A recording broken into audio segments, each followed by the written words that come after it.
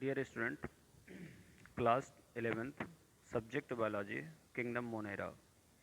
At this content, we will study sexual reproduction or genetic recombination process in moneras or bacteria. It is believed earlier that bacteria lack sexuality, but Ladenburg and Tatum discovered sexual reproduction in bacteria 1950, for which they were awarded with Nobel Prize.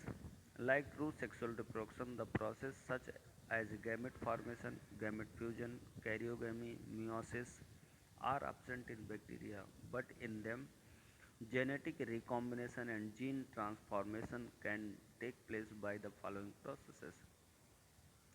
ऐसा विश्वास किया जाता था पहले कि bacteria में sexuality means male and female differentiation नहीं होता है। आफ्टर दैट लेडनबर्ग एट टाटम ने डिस्कवर किया 1950 में sexual reproduction mode in bacteria, इसलिए उनको अवार्डेड किया गया नोबेल प्राइज से।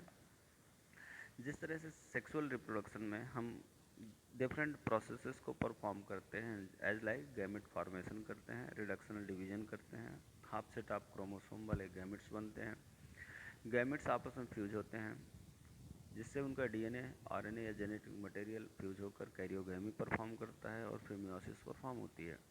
ये सभी प्रोसेसेस बैक्टीरिया में एब्सेंट होती हैं, फिर भी हम इसे सेक्सुअल रिप्रोडक्शंस कहते हैं। क्यों? क्योंकि इसमें जेनेटिक रिकॉम्बिनेशन और जेनेटिक ट्रांसफॉर्मेशन देखने को मिलता है, इसलिए हम इसे सेक्सुअल रिप्रोडक्शन कहते हैं।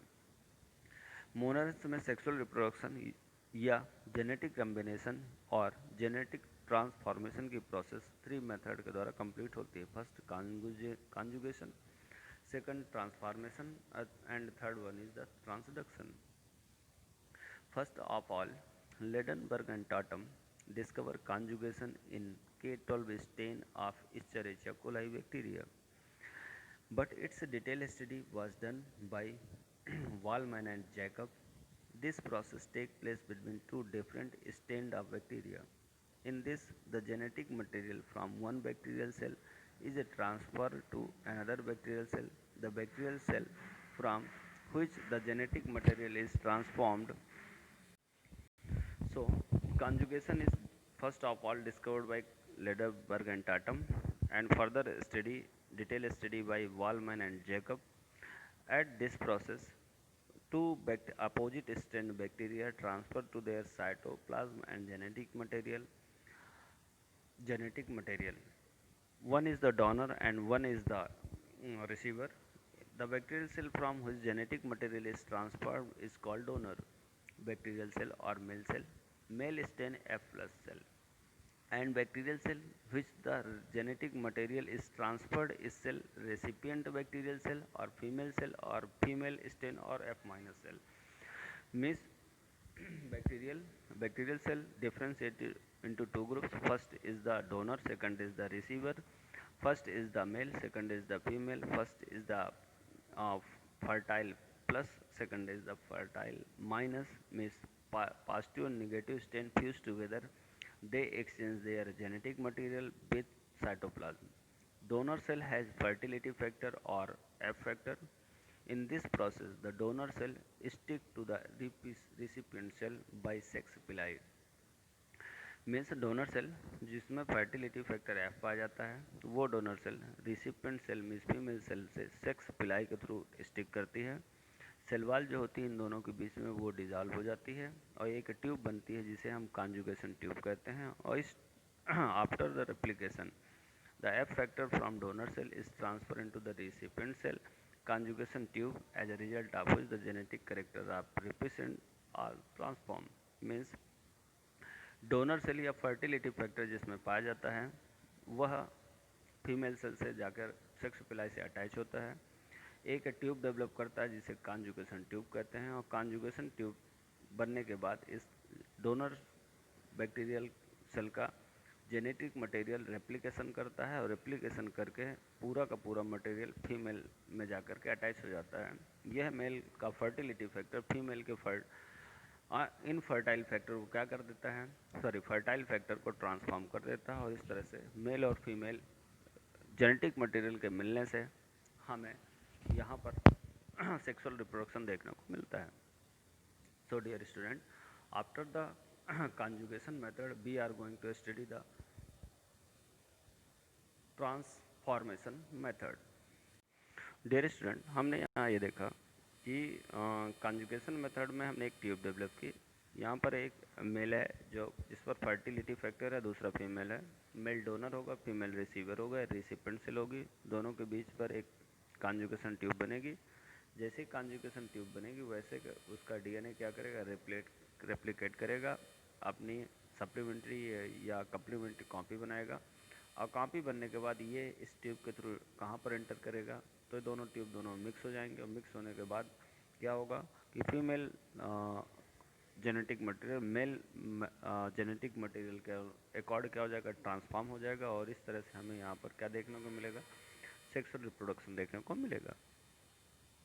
After that conjugation we are going to learn transformation. The British scientist Griffith discovered transformation in bacterium Diplococcus pneumoniae, which is now called Pneumococcus pneumoniae, and which produced pneumonia in mice. Later, T. Avery, MacLeod, and McCarthy made a detailed study on it. This process, the free DNA of one bacterium is absorbed by another bacterium. British scientist Griffith के द्वारा transformation method को discover किया गया diplococcus pneumoniae में। आगे जाकर यही diplococcus pneumoniae pneumococcus pneumoniae के नाम पर जाना गया। और इसकी डिटेल स्टडी, ये न्यूमोकोकस न्यूमोनी माइस में न्यूमोनिया डिसीज कॉज करता है, जो कि लंग्स को पैक कर देती हैं और पर्टिकुलर लिविंग ऑर्गन्स की डेथ हो जाती है। ग्रिफिथ के बाद आवेरी, मैकलियॉड एंड मैककार्टी ने इसकी डिटेल स्टडी की और उन्होंने कंक्लूड किया कि जो फ्री डीएनए पाया जाता है वह एक बैक्टीरिया के द्वारा दूसरे बैक्टीरिया में इंटर करता है और वो उसे ट्रांसफॉर्म कर देता है। ही stated that two strain of bacterium that produce pneumonia in mice are found. दो स्टेन हमें बैक्टीरिया में देखने को मिलते हैं। पहला T3 बैक्टीरिया है, इसमें कैप्सूल पाया जाता है। यह लाइट कलर्ड का होता है और वायरुलेंट होता है। मिस यही डीएनए या यही जेनेटिक मटेरियल बैक्टीरिया में निमोनिया डिसीज कॉज बैक्टीरिया के थ्रू निमोनिया डिसीज कॉज करता है माइस या चूहे में। सेकंड है T2 स्टेन, ये नॉन कैप्सुलेटेड होता है और नॉन वायरुलेंट होता है। मिस T2 जो स्टेन है इस बैक्टीरिया के चारों तरफ कोई कैप्सूल नहीं होगा, ये पर्पल कलर का नहीं होगा और नॉन वायरुलेंट होगा। ये किसी तरह का कोई डिसीज प्रोड्यूस नहीं करेगा। मिस ग्रिफिथ ने जो स्टडी करी, उन्होंने निमोनिया के दो स्टेन निकाले। पहला T3 निकाला। उनको आइडेंटिफाई कैसे किया जाएगा, वो कैप्सुलेटेड होंगे, जबकि जो T2 होगा वो नॉन कैप्सुलेटेड होगा। जो कैप्सुलेटेड होगा वही वायरुलेंट होगा, मिस वही डिसीज़ कैरी करेगा, जबकि जो नॉन वायरुलेंट होगा वो नॉन कैप्सुलेटेड होगा और डिसीज़ को कैरी नहीं करेगा। After that, Griffith performed the experiment on the mice. Griffith observed in his experiment T2 type or T2 strain non-capsulated non-virulent bacteria are ejected into mice, then pneumonia is not developed in them and they remains live. सबसे पहले उन्होंने T2 stand जो bacteria से लिया था, जो कि non capsulated था और नॉन वायरुलेंट था। वो नॉन वायरुलेंट मीन्स किसी तरह का निमोनिया रोग ना उत्पन्न करने वाला ये T2 स्टेन जब किसी चूहे को इंजेक्ट किया जाता है तो चूहे में निमोनिया डिसीज डेवलप नहीं होती, इसलिए वो नहीं मरता और जिंदा रहता है। इन सेकंड एक्सपेरिमेंट, दूसरे एक्सपेरिमेंट में उन्होंने क्या ऑब्जर्व किया कि उन्होंने T3 स्टेन लिया जो कि कैप्सुलेटेड और वायरुलेंट है, मीन्स निमोनिया कॉज करेगा। इसे जब बैक्टीरिया में इंजेक्टेड किया जाता है तो माइस को निमोनिया होता है। निमोनिया डेवलपमेंट के कारण उसकी डेथ हो जाती है, मीन्स वो डाई हो जाता है। अब तीसरा एक्सपेरिमेंट, थर्ड एक्सपेरिमेंट उन्होंने क्या किया, उन्होंने सबसे पहले heat killed T2 type bacteria लिया। मीन्स पहले उन्होंने T3 बैक्टीरिया को गर्म किया, उसे किल कर दिया। किल करने के बाद T3 बैक्टीरिया जो उनका स्टेन था उस स्टेन को निकाला और माइस को इंजेक्ट कर दिया। जो एक्चुअली जब हम एक निश्चित टेम्परेचर से ज़्यादा डीएनए और आरएनए को हीटअप कर देते हैं, गर्म कर देते हैं, तो डीनेचुरेट हो जाता है, मीन्स अपने न्यूक्लियोटाइड में टूट जाता है और काम लायक नहीं बचता। इसलिए जब हमने हीट किल्ड किया T3 टाइप बैक्टीरिया स्टेन को, तब हमने क्या देखा कि वो वायरुलेंट से नॉन वायरुलेंट में कन्वर्ट हो गया। जब हम इसे चूहे को इंजेक्ट करते हैं तो चूहा में निमोनिया डिसीज डेवलप नहीं होता हीट किल्ड के कारण, और वो रिमेंस एलाइव रहता है। नेक्स्ट फोर्थ एक्सपेरिमेंट, जब हमने हीट किल्ड T3 टाइप का जो स्टेन दिया था चूहे को, वो मरा नहीं था, उस स्टेन को लेते हैं और इसके बाद T2 टाइप का लिविंग बैक्टीरिया लेते हैं और दोनों को मिक्स कर देते हैं। मीन्स T3 जो कि नॉन वायरुलेंट है और T2 जो कि वायरुलेंट है, इन दोनों को मिक्स करते हैं। मिक्स करने के बाद चूहे को दे देते हैं। जब हम दोनों को मिक्स करके चूहे को देते हैं तब क्या देखते हैं हम, pneumonia is develop in the माइस। तब हमने चूहे में निमोनिया देखा और चूहे में की मृत्यु हो जाती है। तो एक्सपेरिमेंट फिर से रिवाइज करिए। तो हमें क्या क्या लेना है, हमें चूहे लेने हैं, दो हमें स्टेन लेने हैं। पहला T3 लेना है, दूसरा T2 लेना है। जो T3 है उसमें कैप्सूल होगी उस बैक्टीरिया में और वो निमोनिया कॉज करेगा, इसलिए वायरुलेंट होगा। जो T2 होगा वो नॉन कैप्सुलेटेड होगा, नॉन वायरुलेंट होगा, मिस डिसीज कॉज नहीं करेगा। एक आंसर और, जब हम डीएनए आरएनए या जेनेटिक मटेरियल को हाई टेम्परेचर पर बॉईल करते हैं या हाई अमाउंट देते हैं हीट का, तब उसका जो डीएनए आरएनए या जेनेटिक मटेरियल होता है वो डीनेचुरेट हो जाता है। डीनेचुरेट मीन्स वह अपने कॉन्स्टिट्यूएंट एलिमेंट या कॉन्स्टिट्यूएंट पार्ट में डिसोसिएट हो जाता है। पहली बार में हमने चूहे को क्या दिया, T3 स्टेन दिया था जो निमोनिया कॉज करेगा, चूहे की डेथ हो जाएगी। दूसरी बार में हम T2 स्टेन देते हैं, वह निमोनिया कॉज नहीं करेगा, चूहा नहीं मरेगा।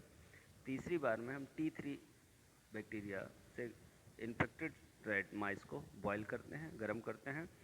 गर्म करने पर T3 जो स्टेन होता है वो डीनेचुरेट हो जाता है और जब हम उसे चूहे को देते हैं तो वो नहीं मरता। तीसरी बार में हम हीट किल्ड T3 लेते हैं और नॉर्मल T2 लेते हैं। जब हम दोनों को मिक्स कर देते हैं और मिक्स करने के बाद इंजेक्ट करते हैं तो चूहे को, माइस को निमोनिया डिसीज होती है, वो डेथ हो जाता है। On the basis of this experiment, we are concluded that T2 type non-capsulated and non-virulent bacteria absorbing the genetic material of T3। जब हमने T2 और T3 को मिक्स किया तो T2 स्टेन ने T3 बैक्टीरिया के जेनेटिक मटेरियल को क्या करेगा, एब्जॉर्ब करेगा और अपने आप को ट्रांसफॉर्म कर देगा T2 किसकी तरह, T3 की तरह। मतलब नॉन कैप्सुलेटेड नॉन वायरुलेंट अपने आप को ट्रांसफॉर्म करेगा किसमें, कैप्सुलेटेड एंड वायरुलेंट फॉर्म में आएगा। This is the cause of development of pneumonia in mice and dead I. और इसी कारण से क्या देखा आपने, जब हमने T3 को नॉन कैप्सुलेटेड T3 को हमने हीट किल्ड किया, इसके बाद T2 को उसके साथ मिक्स किया तो T3 तो काम नहीं कर रहा था, लेकिन T3 ने T2 को अपने अनुसार चेंज कर दिया, बीस उसे ट्रांसफॉर्म कर दिया। इसके बाद this is the cause of development of pneumonia in mice and dead I. However Griffith was failed to identify transform material. लेकिन ग्रिफिथ का प्रॉब्लम ये था कि वो उस मटेरियल को, ट्रांसफॉर्म मटेरियल को डिटेक्ट नहीं कर पाए। लेकिन मैकावेरी और टी अवेरी ने इसे डिस्क्राइब किया और बताया this is process is known as the transformation. Besides Pneumococcus pneumoniae, transformation process of genetic material is also found in the some strain of bacteria like Haemophilus, Pseudomonas, Bacillus, and so on. So dear student, we are going to learn the transformation process according to the Griffith experiment, T. Avery, McCourt and McCarthy, how to T3 stain which is capsulated and virulent is transformed to T2 which are non-capsulated, non-virulent, their genetic material transformed to each other. This experiment show that DNA is a first genetic material on the earth. So, dear students, see this experiment. You take the T3, T2 stain, ejected to the mice can't die. You take the T3 stain, that stain is capsulated and virulent. When it ejected to the mice can die because pneumonia is developed. Third one, heat killed T3 stain to the bacteria injected to the mice. Actually, when we heated the DNA, it is denatured and dissociate on their constituent nucleotide or nucleotide sites. So lost their characteristic on that amount of heat. Means heat killed T3 stain, lost the pneumonia. So the mice never die. After that fourth step, we use the heat killed T3 stain and living T2 bacteria. Both are mixed together. Means T3 stain are modified with the occurrence of T2. Means T2 is transformed with the help of T3 stain. So mice are died. Here prove that DNA is genetic material. It transforms another material in form of genetic material. After that, this process We are going to study the transduction. It is the most important process of sexual reproduction. It was discovered by Gender and Ledenberg and Tatum. Salmonella typhimurium.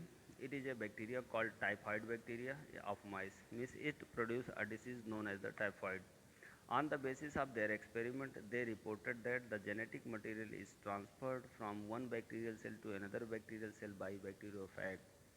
Means when you take a experiment, when genetic material is transformed, means one bacteria from another bacteria, it is two types: specialized transduction, generalized transduction. In some specific genes or one bacteria are transferred to the another bacteriophage. Generalized transduction, one part of chromosome bacteria transferred to the another part of the chromosome. So dear student, you have studied in the previous class what is the bacteriophage. In the general transduction process, when any bacteriophage infect the bacterial cell, it eject the DNA into the host material. जब किसी bacteria को जब किसी bacteria पर कोई virus infection करता है, तब वह वायरस अपना जेनेटिक मटेरियल बैक्टीरियल सेल के अंदर एंटर करता है। डीएनए सेल्फ रेप्लिकेट करता है होस्ट सेल के अंदर और फॉर्म करता है एक नई protein. During this period the DNA of host bacterial cell is broken into small fragment. तो जो होस्ट सेल का डीएनए होता है वो छोटे छोटे टुकड़ों में टूट जाता है, और जब इसका ये टूट जाता है तब वह बैक्टीरियल सेल के अंदर इंटर किया गया वह फॉरेन डीएनए अपने आप में इसे अरेंज करता है और न्यू डीएनए फॉर्म करता है into some newly formed bacteriophage on the lysis of host bacterial cell। जब बैक्टीरियल सेल के अंदर वह बैक्टीरियोफेज अपने आप को डेवलप करेगा तो सेल लाइसिस होगी और न्यू फॉर्म्ड बैक्टीरियोफेज उससे लिबरेट होकर बाहर आएगा। इस स्टेज पर उस बैक्टीरियोफेज के पास बैक्टीरिया का डीएनए होता है, और जब ये बैक्टीरियल डीएनए लिए हुए बैक्टीरियोफेज किसी दूसरे बैक्टीरिया को इन्फेक्ट करता है तो उसका डीएनए भी इसके साथ मिक्स हो जाता है, और तब इसी प्रोसेस को हम ट्रांसडक्शन के नाम पर जानते हैं। So, dear student, we are going to study the transduction process at the bacteria.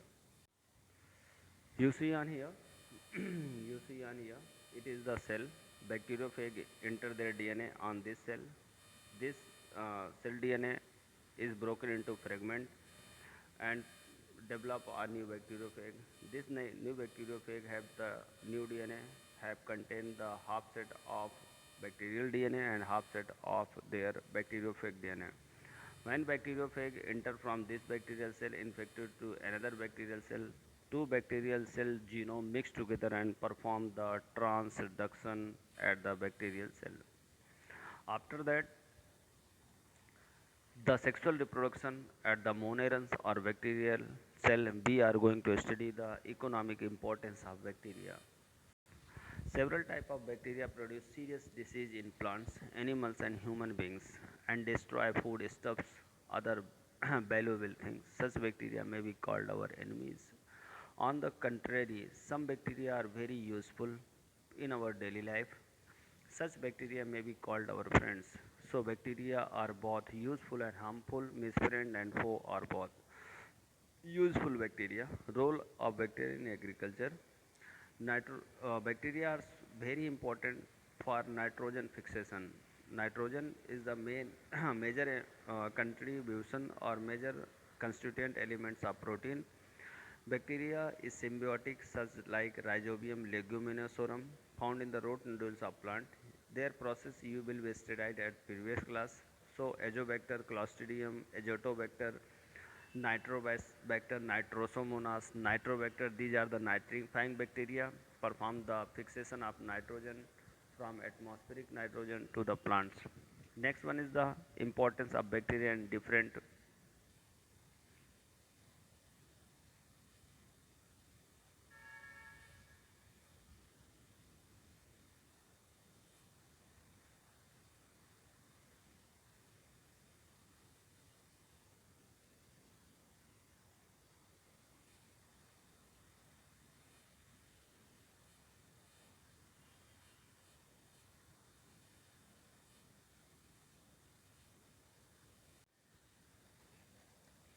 we are going to discuss the importance of bacteria in different industries. In dairy industries, Bacteria play important role in preparation of various dairy products like curd, cheese, buttermilk and butter. Lactic acid bacteria, Bacterium Bacterium lactici acidi are found in the milk. These bacteria convert the lactose sugar into the lactic acid and coagulate the milk into the curd. Means दूध को दही में बदलने वाला bacteria lactobacillus lactis, जो कि lactic acid को lactic lactose sugar को लैक्टिक एसिड में चेंज करता है और साथ में मिल्क शुगर को कोएगुलेट करके कर्ड में चेंज कर देता है। सेकंड है लेदर इंडस्ट्री। कुछ बैक्टीरिया हमारे लेदर के टैनिंग में बहुत इंपॉर्टेंट होते हैं।